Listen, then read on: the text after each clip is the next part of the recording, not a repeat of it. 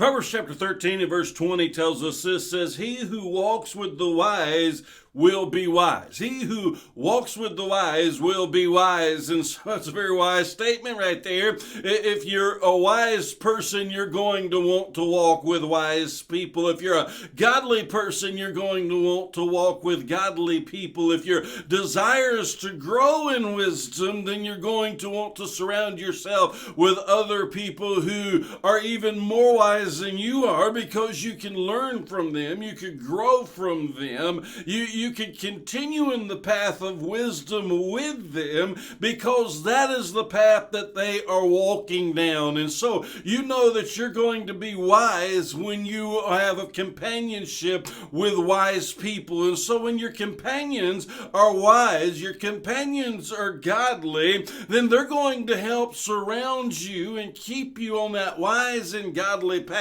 Now, friends, I want you to understand that's one of the important reasons of going to church and being involved in the church, being plugged in, not just attending, not just showing up on Sunday morning and sitting through an hour-long service to say, hey, you've done your deed. No, I'm talking about being plugged in. I'm talking about being active. I'm talking about being involved. I'm talking about having yourself surrounded with people that are wise and godly wisdom. The Bible says iron sharpens iron as one man sharpens the other. And so as we are there with one another, helping to shape one another and mold one another and also protect one another and guard one another and keep one another on that straight and narrow path, it is a wise thing to surround yourself with those who are wise, those who are wise in godly wisdom, those who are godly.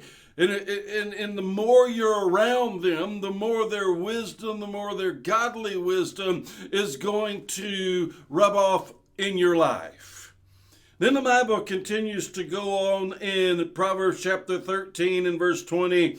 It says in the second part of that, but the companion of fools will suffer harm. You surround yourself with fools, guess what? You're going to suffer harm. You might not even be doing the foolish things that they're doing, but you surround yourself with fools, then you're going to suffer harm. I remember counseling a young lady who had just recently had her children taken away from her, and she was so grieved and so brokenhearted, and she loved her children, and she really was a good mother, but she made some bad choices. She made some extremely bad choices. She came to me and said, Brother Rusty, my children were taken away from me and it wasn't my fault. And so, well, what happened? What in the world? What happened? Why was your children taken away? She said, I was in this house. I had my children with me in this house. And all of a sudden, all the police came in. They arrested everybody. They took my children away from me because in one of the back rooms, they were making drugs back there. And I asked her, did you know they were making drugs back there? Yeah, I knew they were making drugs back there, but I don't have anything to do with that. That was still totally 100% her fault, because she knew that in that house they were making drugs. She put herself in that situation and she put her children in that situation because she surrounded herself with the companion of fools.